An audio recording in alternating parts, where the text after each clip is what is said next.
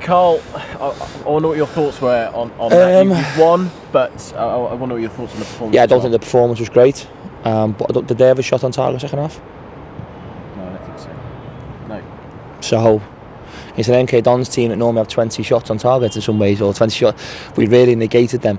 I don't think we can come here now past this team. I've worked with them for 6 years. So Carruthers, Reeves, Bowditch, they're outstanding players. Upson. At this level, they're very, very good footballers. So I just played a different system today, and we were more direct, and we sat a little bit deeper. We knew we had people on the break. We worked all week on that goal. That's why I always saw we worked on that actual movement all week. So that, from a coach's perspective, I was happy with that.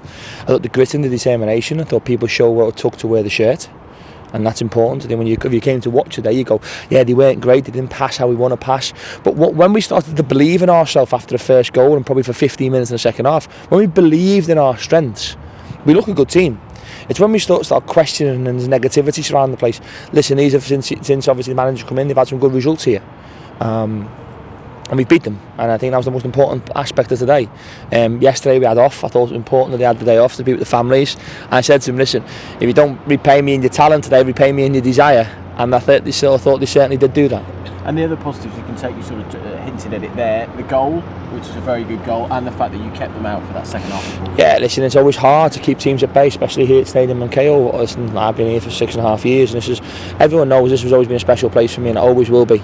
I want the Valley to be a special place to me from going forward. I really do. I want to be here for a long time. You know that. I want the badge to mean so much to me that I can't live without it. And you can see, I brought them in after an injury, and I think our fans would hear what I was saying. It's important that we have this self-belief and this self-confidence, but equally this desire to wear the shirt with pride. And okay, today we weren't great in what we did. It's the best touch you've had all day, I think it was important that we came here and we showed what it takes to roll your sleeves up. A man's performance in some ways, if I'm being honest. Fuck Crofty. Really, some of the tackles he put in was tremendous. The back four looks solid again. We've worked on that for 2 or 3 days, and hopefully we can take this victory and build our confidence. Obviously, this is a place that's quite close to your heart, yeah, as well. And my family's, yeah. Yeah.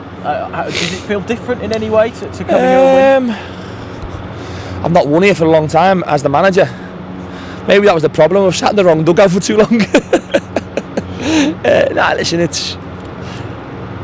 Listen, it'll always be something that'll be a special place to me. Look at the place, it's wonderful. But when you step in the Valley, it's like I get goosebumps thinking about going back there. I really do. And I'm excited I just want to get this club going forward. You can say, and all this passion, this desire, yeah, it does. You can see it. But there's a very calculated man and a very driven coach.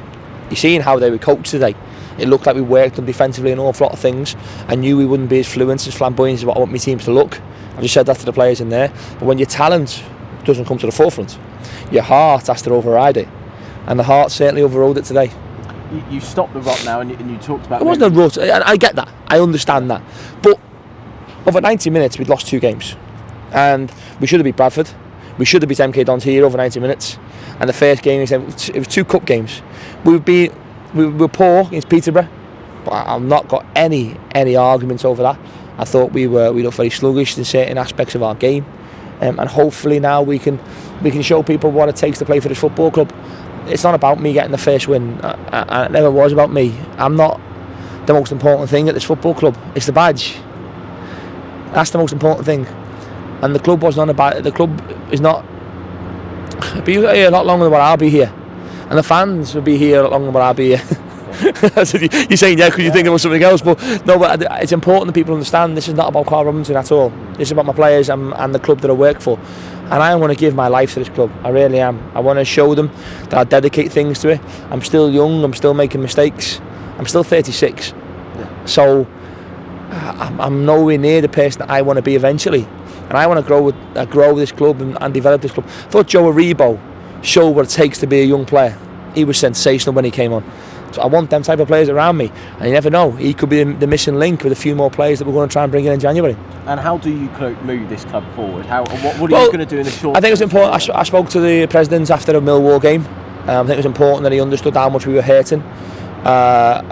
it ripped me to shreds, because I thought we were good for 40 minutes and threw it away. And then second half we got back in it and threw it away through some sloppy goals and from poor defending, not through poor coaching or poor desire. We just threw the game away ourselves. They didn't win the game, Millwall. So it's funny, I went to the pub the next day and there was a load of Millwall fans, and then I told them they didn't win the game. We give it to them.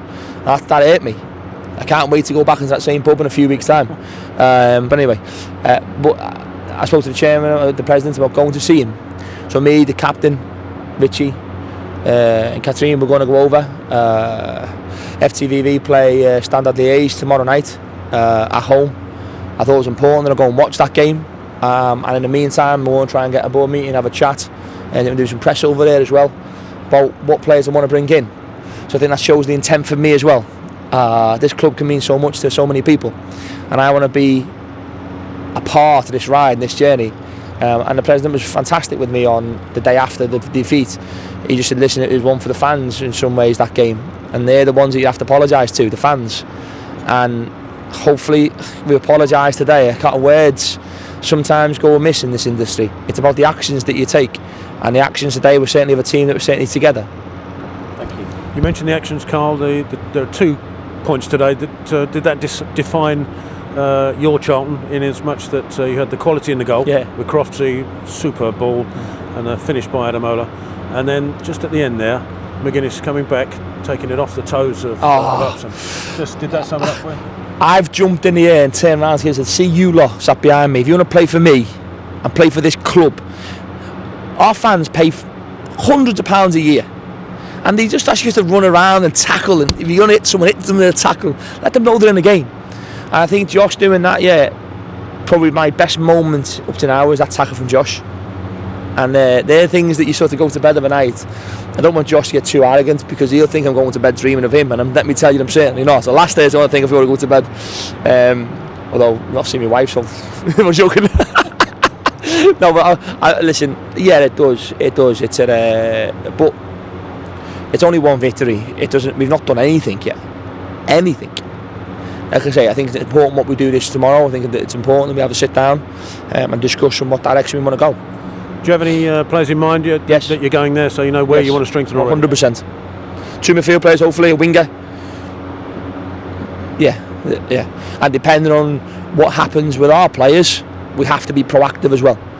And the discussion you had with the owner before arranging the trip, you're confident that he's just going to tick and say, yes, thank you, go ahead? I won't just tick, I have to... whether it was here, whether it been at Blackburn with Sam Allardyce, you have to make him believe in your project, and then I have to do it, and then I sit down on his touchline as one with the fans to drive this club football forward. We're a million miles away from where we want to be. I really mean that. So don't think I'm getting too carried away. I think you've already seen him disappointed in certain aspects of today, and hopefully that shows the type of person that I am. Even though we've won, I can still come and say to you that wasn't right. But I've not seen a good performance for 70 minutes in a game yet. And then I can come to you and go, that's more like what I want to see. But when we start believing in our talents, hopefully we can move ourselves forward up that league. To replace the skipper with Joe Rebo in the second half. How is his... His hamstring just tightened up. Listen, the skip's been magnificent. I like him to come a little bit more on my staff in some ways. I think as he matures, I think he's going to be a fantastic manager. I really do, being around him and seeing that aspect of him. He took a little bit of he refereed the game the other day. I've had him involved in the staff meetings. I really think he's going to be a manager one day, and I've done that with some of the players that have gone on to prove me right. I think Johnny has all the attributes to being a very good manager. He's a thinker, he wears his heart on his sleeve, he's calculated as well, with a fantastic football brain, and hopefully that can blossom, that relationship between him, me and my new staff, and move forward together. Well, congratulations on the... Thank you so much, we needed it. Cheers. Obviously you met the owner before you joined the club, and going out to meet him again this week, do you feel confident he's going to buy into the plans you have for the club? Well, that was always the way we looked at it. I think if you've seen some of the first performances and we just did the performance today, I know we'd be disappointed with the performance. It's all about how we win football matches and dominating possession of the football. But I think you can clearly see we have to make changes if we're going to do that. We don't have the personnel. I picked up a team who plays 4-4-2 and I've gone 4-3-3. so you can see what I'm trying to do. Round pegs and square holes at the moment, maybe. But on top of that, the players' mentality and desire to fight for the football club when things aren't still quite right have been tremendous. After the Millwall game, you said you were going to speak sort of individually to your players. What did you learn about your squad? They care, and they feel pride when they put our shirt on.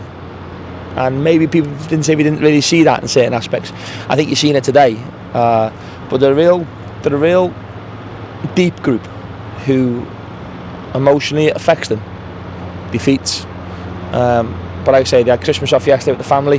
I thought that was so important. It's important to me that people see the families on Christmas Day. But to all the Charlton fans, Merry Christmas, and hopefully if you didn't get what you wanted to get yesterday, we got you 3 points today.